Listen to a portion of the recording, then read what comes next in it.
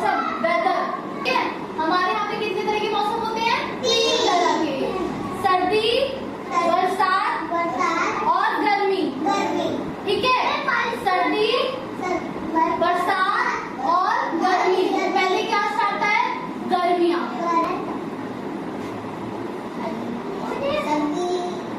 बातें नहीं, समर,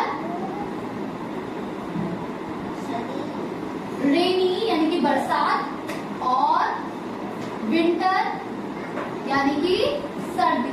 अब बताओ समर में कैसे कपड़े पहनते हैं? समर में जैकेट नहीं पहनते बच्चे, समर में पहनते हैं कॉटन के कपड़े, हल्के कपड़े, ताकि हमें गर्मी ना लगे। अभी आपने शॉर्ट्स पहन रखे है ना, लेकिन विंटर आती है आपकी शॉर्ट्स उसमें चेंज हो जाएंगी, पैंट के अंदर आप फुल पैंट पहनकर आओगे, है ना।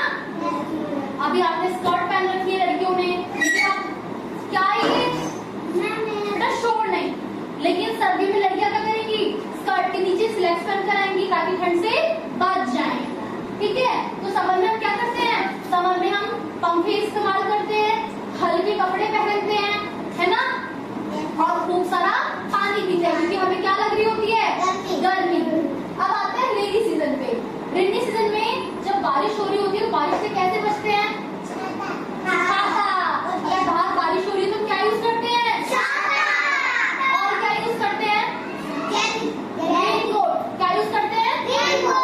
रेनकोट आते हैं ना, हमको रेनकोट को पहन के निकल जाते हैं। और रेनी सीजन में हम ये नहीं देखते हैं कैसे कपड़े पहनने हैं, हम बस अपने कपड़ों को गंदे होने से बचाते हैं, क्योंकि क्या होता है सारे में पानी भर रहा होता है, हम बहुत ऐसे करके अपने कपड़ों को बचाते हैं, सारे में कीचड़ हो रहा होता है, ठीक है। तो रेनी सीजन में क्या होता है?